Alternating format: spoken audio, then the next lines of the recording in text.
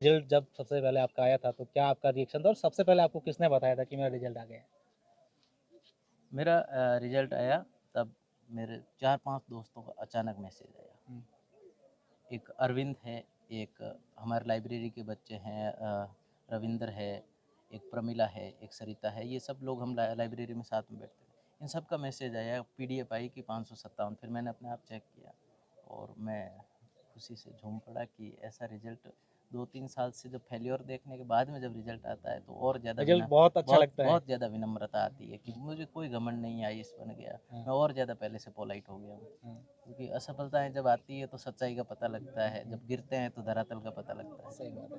अभी हमने आपके पापा जी से बात की, तो उनका ऐसा कहना था कि आशीष का पहले से ही सपना था, मैं चाहता था कि आईआईटी करें, बीटेक करें, एक प्राइवेट जॉब में जाएँ, अच्छा पैकेज मिले। लेकिन उनका सपना था कि ये पापा आप जो चाहोगे वो तो मैं कर लूँगा, लेकिन मुझे सिविल सेवाओं में जाना है। ऐसा आपके माइंड में क्यों आया था? क्या आपके दिमाग में ऐसी बात आ गई, तो उसके बाद आपने ये तय कर लिया कि नहीं मुझे तो सिविल सेवाओं में जाना ही है? सिविल सेवाओं को लेकर के एक रुझान है, मुझे ये था कि मुझे तैयारी तो करनी है आईएएस की। मैंने सुभाष चंद्र बोस से लेके एसएन बनर्जी से लेके एस जयशंकर से लेके अश्विनी कुमार तक जितने भी बड़े राजनेता देखे, वो सब यूपीएससी से पास आउट है। और मैंने कहा ज़िंदगी में एक बार आईएएस बनना ज़रूरी है, मैं कुछ भी करूँ जहाँ भी जाऊँ। आईएएस बनने या यूपीएससी का एग्ज़ाम क्रैक करने के बाद में आपकी गुणवत्ता बढ़ जाती है। हुँ, आप कुछ भी करेंगे, धंधा करेंगे तो बाकी लोगों से अच्छा करेंगे, अध्यापक होंगे तो बाकी सब लोगों से अच्छा होंगे, आप राजनीति में आएंगे तो बाकी सब लोगों से अच्छी राजनीति करेंगे, मूल्यों की राजनीति करेंगे, वैल्यू के साथ में, धर्म या जाति की राजनीति नहीं करेंगे। तो लंबी पढ़ाई, अपने साथ बिताए हुए 3-4 साल, मुझे लगता है वही मेरी ज़िंदगी के सबसे खूबसूरत समय रहा है, हुँ, जो मैंने अपने साथ 3-4 साल अकेले बंद कमरे में हुँ, या दोस्तों से डिस्कशन के साथ हुँ, बिताए हैं। हुँ, तो मैं ये शुरू से मानता था कि एक बार सिविल सर्विस एग्ज़ाम को क्रैक करना हुँ, बहुत ज़रूरी हुँ, है, खुद को साबित करने के लिए। हुँ। अच्छा, ये आशीष पूनिया का ये भी ड्रीम है कि अंडर 100 रहूँ मैं? सर मेरा ड्रीम आईएएस बनना है और इस बार मुझे आईपीएस या इंडियन फॉरेन सर्विस या इंडियन रेवेन्यू सर्विस, इन तीनों सर्विस में से कोई सर्विस मिलेगी। हुँ, और ये तीनों सर्विस सेंट्रल सर्विसेज है, बहुत शानदार सर्विसेज हुँ। है। तो मुझे जो भी सर्विस मिलेगी मैं उसको ज्वाइन करूँगा, उसके बाद मैं आगे और एग्ज़ाम दूंगा एक आध बार। अच्छा, अब मेरा ये सवाल है कि आप जिस क्षेत्र से आते हैं, जी। ये बाड़मेर का गुड़ामलानी एरिया और ऐसा हमने यहाँ के लोगों से बताया कि इस क्षेत्र में हमारे पहले आशीष पूनिया हैं जो आईएएस बने। क्या मैसेज आज की यूथ को देंगे? क्योंकि आमतौर पर आज के इस क्षेत्र की यूथ की बात करें तो अभी आपने एक उद्बोधन में कह रहे थे कि कई लोग तस्करों को अपना आइडल मानते हैं, कई किसी और को मानते हैं। शिक्षा कितनी ज़रूरी है और यूथ को क्या मैसेज?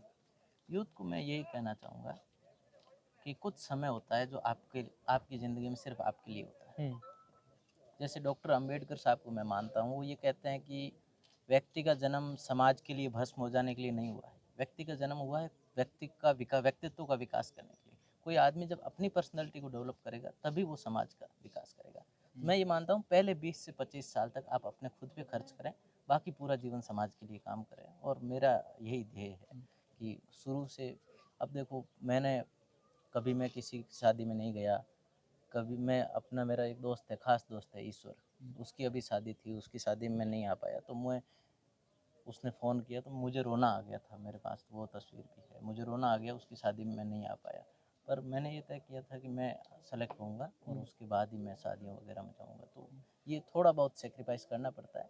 तो समाज के लिए अपन बड़ा योगदान तभी दे सकते हैं जब खुद कुछ बड़ा करें। हुँ। तो यही बात है। अच्छा, अभी मैं सुन रहा था कि आप कह रहे थे कि मैं आईएएस तो बन गया हूँ, लेकिन मेरे गाँव के लोग, सफ़ेद साफ़े वाले या पंचरंगी साफ़े वाले लोग मुझे जहाँ कहीं भी मिलेंगे, हम्म। मैं उनके लिए एक अफ़सर नहीं, एक गाँव का, उनके परिवार का सदस्य बनकर उनकी बात सुनूँगा।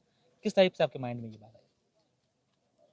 मेरे दादाजी और पिताजी, हम लोग यहीं इसी खेत में, ये जो पीछे खेत दिख रहा है, यहीं खेती करते थे। हम लोग बकरियां चराते थे बचपन में। हुँ, और पानी के टाँके अब बनाए हैं घर में, जो 2024 तक प्रत्येक घर में जल का कनेक्शन वाली बात है, तो वो अभी तक पहुँची नहीं है। वर्ष बारिश का पानी इकट्ठा करके पीते हैं। तो जो विपरीत परिस्थितियाँ हैं वो नॉर्मली देखी है। पर ये है कि जो अपने गाँव के लोग हैं वो जिजीविषा से भरे होते हैं। हुँ, उनमें कुछ भी छल कपट कुछ भी नहीं होता है, साफ दिल के होते हैं। हुँ।